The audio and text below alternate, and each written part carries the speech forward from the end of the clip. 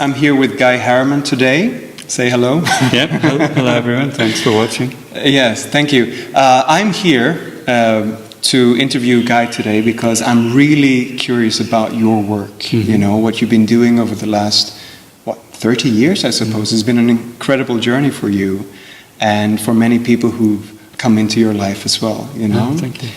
Now, I know a little bit about you. You are an ordained monk. Mm-hmm. You are also the inventor of the Ajna light that we can see in the background here, which is a light therapy machine, I suppose. Yes. Published author. Mm-hmm. And you have been working with energy healing for a long, long time. Yeah.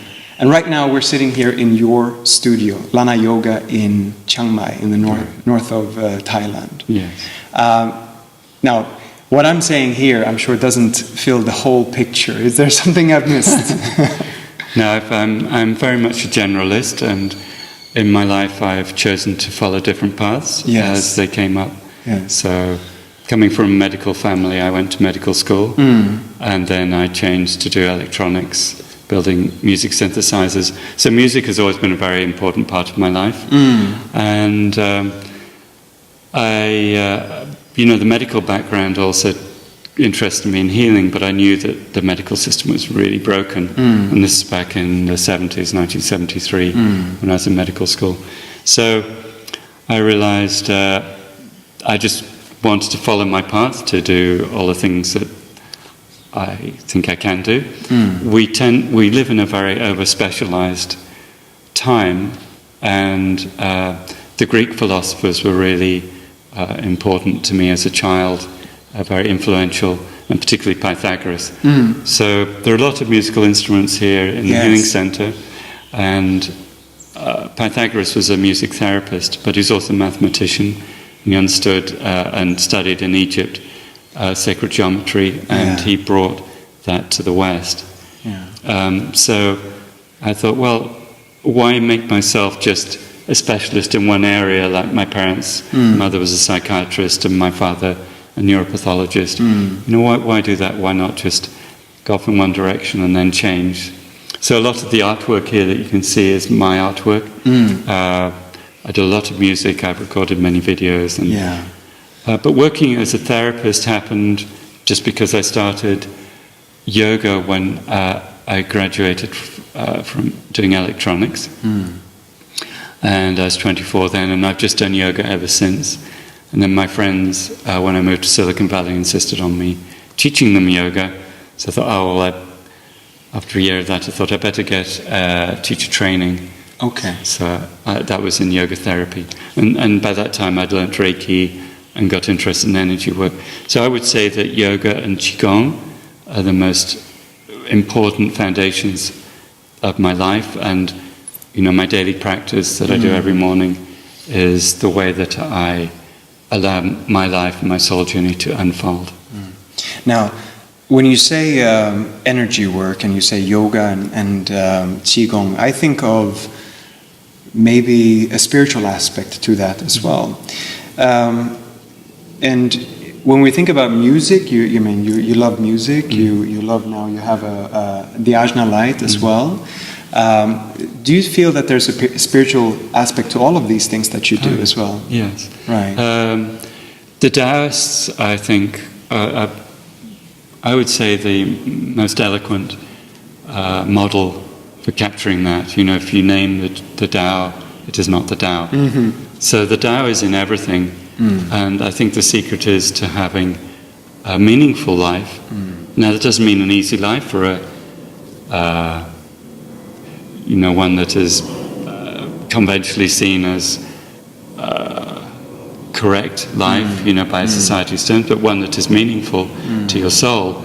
That is about understanding the Tao that flows through you. Now, the Tao may take you on different paths. And the inner voice, which is the intuitive knowing, which may be a feeling, or maybe, in my case, visions or hearing, that is always present with everyone. And if we clear ourselves back to the state that we were in when we were children, young children, we have access to that magic. And the magic tells us, do this and don't do that. And it always comes up through the heart. It reminds me of the pure mind. Is that what they call it in yes. Buddhism? Yeah. Yeah. Dao ke dao, fei chan dao, right? Yeah. So you've spent a long time, well spent, I suppose, in coming here. And then, how long ago did you move here to Chiang Mai? Okay. So I was working in Silicon Valley. I was 23 years as a chip designer. The last 13 years I was doing it in Chiang Mai, in Silicon Valley. And I lived in Silicon Valley for a total of 20 years. But I had a very strong intuition in 2008. It was I had to sell my house and move full-time to Chiang Mai, which felt like, well, it's crazy. I was enjoying spending half my time in Chiang Mai, half my time in Silicon Valley. Yes. But synchronicity happened. All my clients, all my regular clients for healing work, all disappeared, literally within a month. It was very, very strange. And I could see other signs. It's like, I'm just meant to leave. Funnily enough, at the time, the housing market was crashing. But a Burmese monk here in Chiang Mai told me, he said it was the correct thing to do, but he also told my Thai girlfriend the price I would sell the house for, which she didn't tell me, but she heard it, and I thought, well, okay, I'm just going to do it. But as a result of selling that house, I bought this beautiful land. Again, I was guided to this land, but I knew I was meant to be here. And the Jiao Ti, which is the spirit owner of the land, many of the Thai Buddhist nuns who come here have said the same thing, and I've seen him myself. He's a yogi from about 300 or 400 years ago, orange robes with long hair. And I've seen him walk around here, and many other people too. So Thailand is an animistic culture, meaning that it understands about energy. And quantum physics talks about energy in terms of the informational field, which underlies the quantum field. In yoga, that's the Akasha. For the Aboriginal Australians, it's the dream time. But that is the information that we're all swimming in. But when we live in ego consciousness, in our mundane 3D world, we lose our spiritual connection. So the point of healing to me is just becoming whole again. That's what the word means. Yes. That only happens under the guidance of the individual. A person can go to any kind of therapist and do all sorts of wonderful modalities, but unless in their heart they're ready to change and open up to becoming whole, then it won't happen. So I always feel that it's the client who does the healing. So tell me a little bit about your clients. Now, the Ajna Light is your invention, and people come here and they get training, and they also buy the Ajna Light from you. And apart from that, you're also a healer when you're working one-on-one with clients. So tell me a little bit about who comes to see you. What kind of clients come here and see you, work with you? It's very interesting. I do very little, no marketing. I have a website. Yes. And I rely on organic word of mouth. Yes. And people hear about me and they send me emails. Like this week, Susie Pan from China was here. She was learning Reiki 2 from me. And she'd already learned Reiki 1. And she's a very serious practitioner. Very good. Yeah. It's unusual for someone who's young in hers. She's 27 now. But she understands the meaning of self-discipline and working deeply. It's very easy for people to treat therapies as toys to play with, and then they get bored and then they move on to the next thing. In the States we call them weekend warriors. They'd go for a workshop and then next weekend they do another workshop, but never really go deep into it. Mastery takes 10,000 hours. That's what they say, yeah. And it's very true, Yeah. It's with, my practice, it was going to take me 30 years to do 10,000 hours, because I do 3 hours a day. And I've done 20 years of it now. But already, I've seen the effects, but unless you're willing to go that deeply, there's really no point. So, Tell me a little bit about your practice. It's one thing of practicing with people when clients come and you see that they have a particular kind of problem or issue or they're looking for a way forward, right? And then from the outside it's very easy, perhaps easier to see how to help people than maybe how to help yourself. Yes. So when you are working on yourself, and maybe is there something that is very general for people? Like you do yoga and qigong. Is this something you feel that everyone could have use of? Okay, my feeling is there are 8 billion paths to the truth right now on the planet. In other words, every soul has its own path or wisdom or Tao, if you like. And the point is to discover your truth. Now, if you happen to be open to the concept of past lives, which seems to have a lot of meaning when you actually observe the things that you're familiar with, that come easy and the things that don't come easily. It seems to make sense that some part of you, some information has been seeded with some experience. Okay. And so the point is to discover those. Now, for me, yoga and qigong are very similar. In fact, there's in the south of India, there's a qigong kung fu school right in the south of India that and the Indians and the Chinese intermingled. You know, they would share their paths. So I happen to be using both of those techniques, but I think there's a sort of common source which is much older, really, really old, probably. Qigong, most of it, I studied, I trained in Tibetan Qigong, as it was called, by Master Wang, who was sent in White Nyingma lineage from Tibet.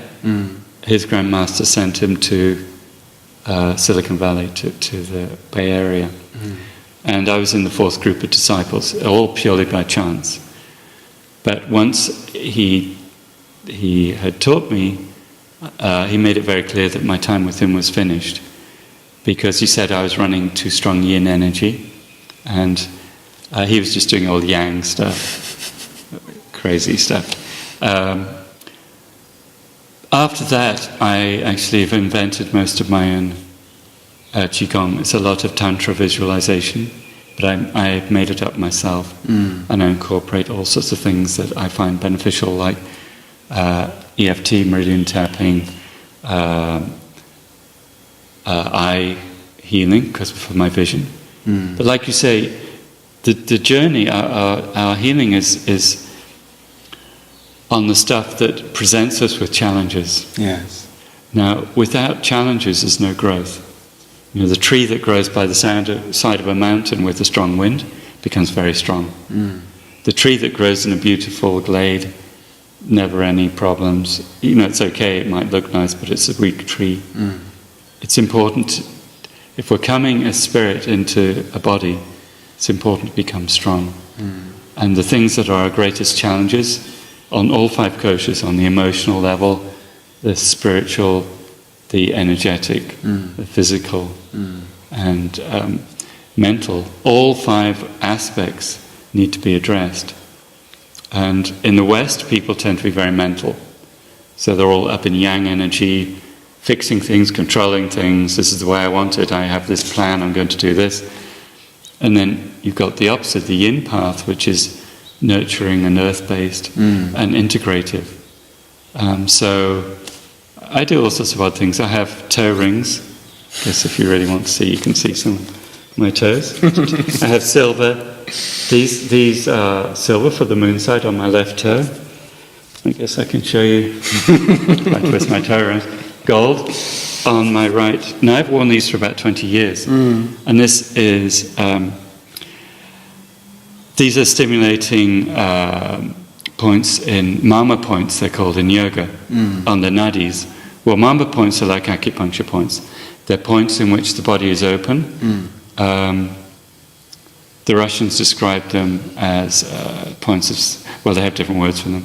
But they're points in which you can measure the galvanic skin response, and they actually open up, and light biophotons shine out of those points. If you have a sensitive enough camera, the acupuncture points that you need to work on will actually have the light from inside you shining out, because it's open to receiving information.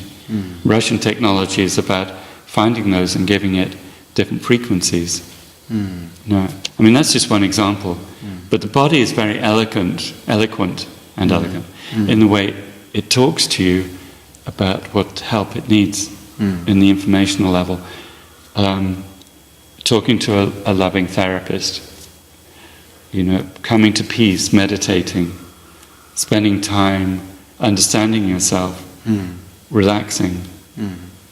I noticed that from what you're talking about healing, it really is not in a bad way, but each man for himself, right? And then, of course, we can make connections and learn from each other, just like you had many teachers. And now that you are a teacher as well, are you still a student, you would say? Of course, I want to be learning my whole life. I'm very, very open. Yeah, actually my best teacher just came this morning, and he's very high level Dzogchen practitioner in Tibetan tradition, very high lineage. And he also knows a lot about the Russian bioresonance and all the machinery that he worked with. He brought that to the West, and he was working with Marines, and I didn't even know he was working in the US Marines, but he was lecturing at Stanford, and yet he lives here in Chiang Mai. I'm a very good personal friend. He's doing research with the light right now. Very good. Yeah. So, and I'll always be a student, but for everyone I would say, follow your own truth. The Buddha said, listen to my words, but question them. Find out what's real for you, and listen to guidance from others, but make it real for yourself. Don't just believe what somebody says. So I would say we can gather help, and I'm very grateful for the people who've helped me. But don't become a devotee of someone because you give your power away. Like, for example, mostly it's women who come here because women are much more open to looking at themselves. And just by chance, 2 South African young women came. One came the first day, Susie worked on her, we put her on the light. I had a Dharma talk with her about her issues around relationship. And then the next day her friend came. But her friend had contacted me independently the same week. So here's a synchronicity. And Susie did Reiki with her again yesterday. So you've had some really good experiences with people who've come here, either through music healing or crystal work, meditation, yoga, and the like. Could you tell us a little bit about your most positive experiences when people have come here and done some transformative work? Well, I would say 2 things. One is I've seen amazing transformation with the Ajna light. Now that light, it wasn't actually an invention, it was a discovery. Reinterpretation. Something like that. There's a man who's very well known in the field of ethnobotany called Dennis McKenna.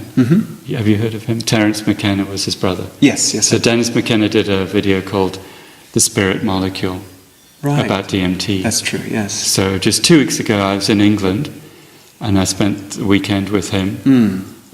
We were in a country house, it's a very beautiful place, and they were doing various ceremonies.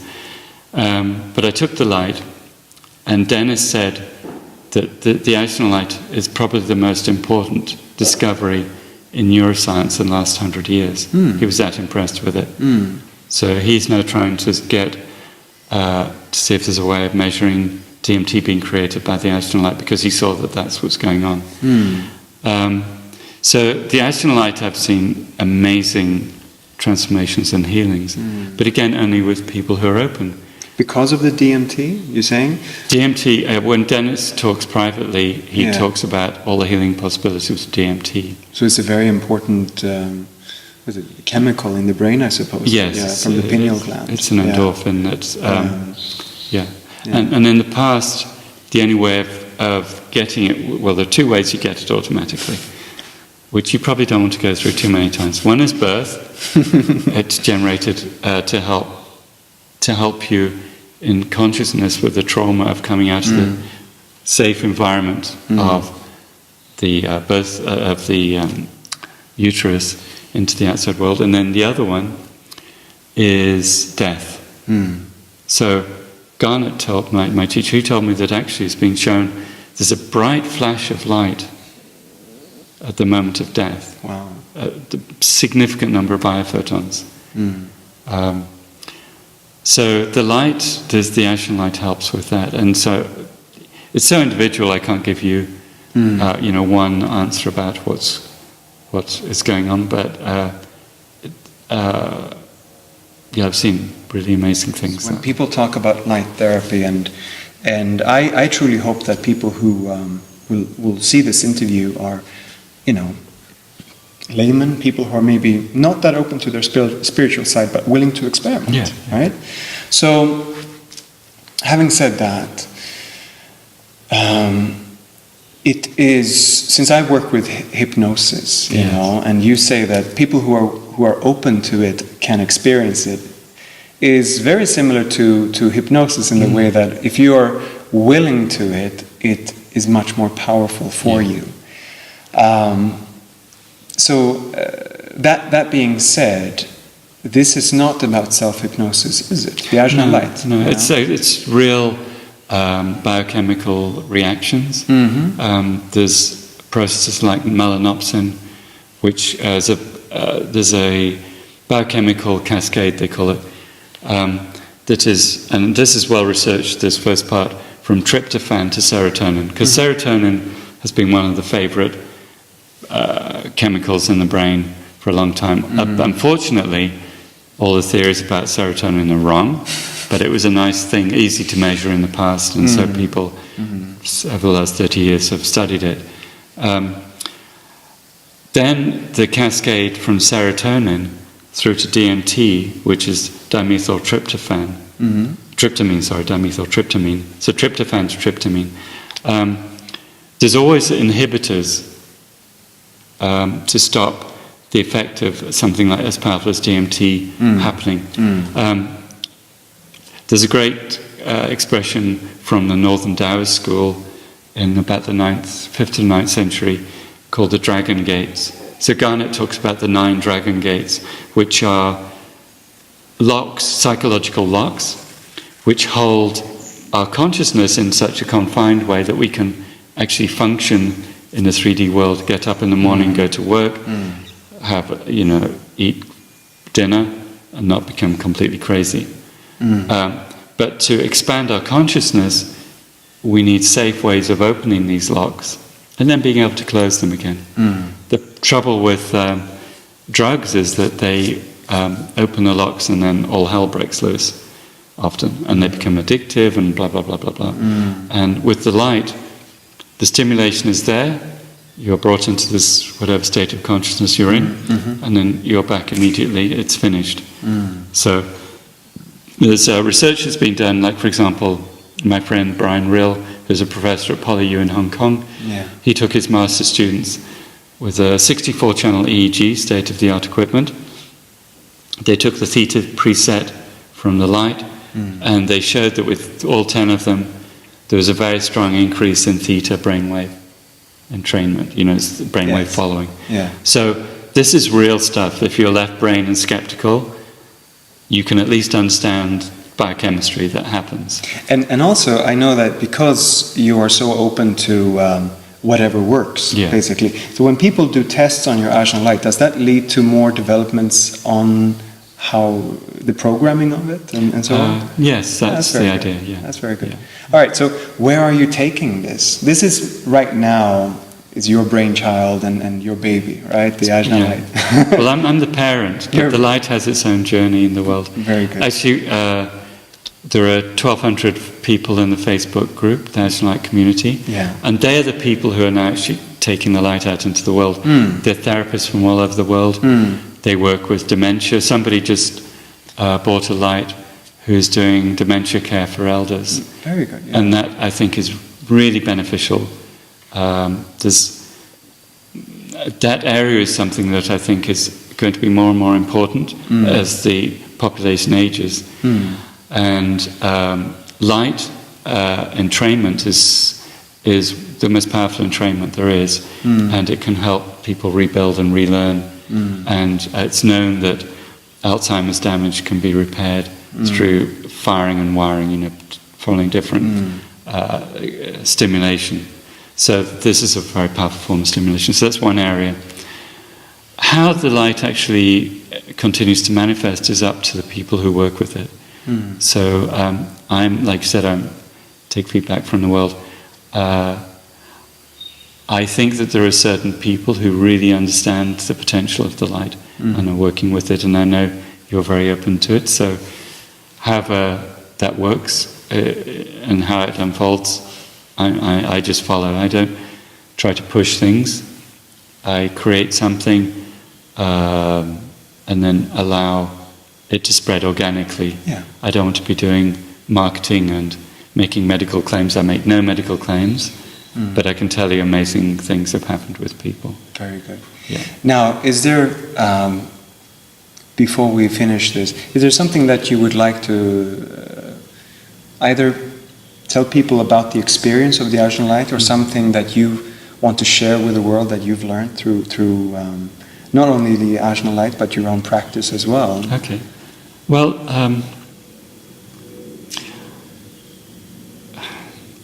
what I'm going to say is extremely unfashionable.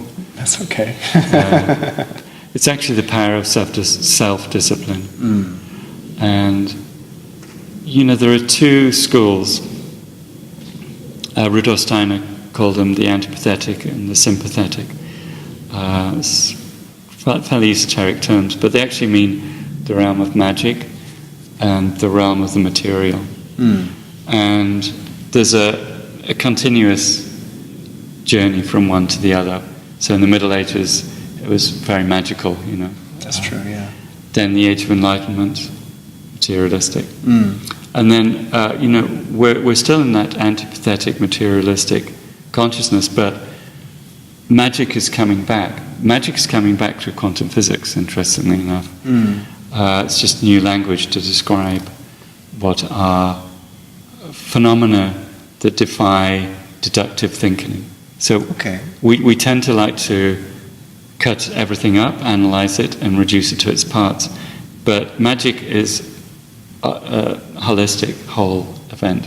And there's so much complexity in nature, and we are part of nature, that when we line up everything, phenomena occur that are outside analytical justification. For now, maybe. For now. Yeah. But actually, I think all consciousness defies analysis, because as soon as you take a living thing and cut it down, it becomes dead.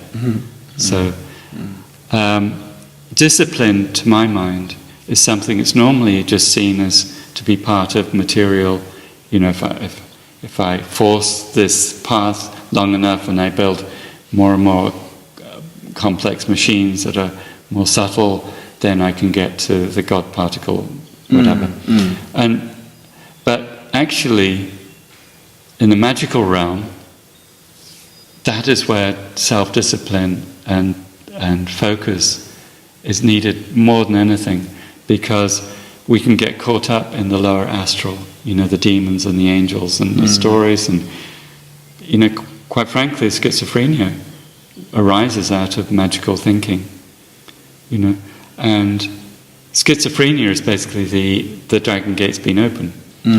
So how do you harness magic, make it beneficial not just for yourself but for others, in whichever system you work, whether it's psychic readings, hypnotherapy, all the intuitive, holistic arts. And I would say for me, my daily practice is about self-cleansing. I don't mind which direction I'm going in. I have no idea. In fact, it's much better that way. But I do want to clear myself, so my illusions and delusions gradually clear, and they clear through the body. So that's why I do my body-based, because the body tells the truth. Any mental practice, and the mental practices are very seductive, You know, it's all these great rituals and da-da-da-da-da, but they're seductive. Coming to the essence of your truth, you have to be in the body, because the body just doesn't have a mechanism of lying. So your body will tell you, if you're sitting in meditation for 30 years and your body falls apart, maybe sitting in meditation isn't the right path for you. You know, that kind of thing. I understand. Well, Guy, thank you very, very much for thank you, taking the Thomas. time. I've really enjoyed talking to you. And I hope you can catch Guy Harriman a little bit more. Visit his website. What is it? www.lanayoga.com. Yes, Lana Yoga. So Lana, L-A-N-N-A, yoga.com. Right. And then the Ajna Light is AJNALIGHT.com. Very good. But thank you, first of all, Thomas. I'd really like to thank you for the opportunity. And it's always fun to share my ignorance with others. All right.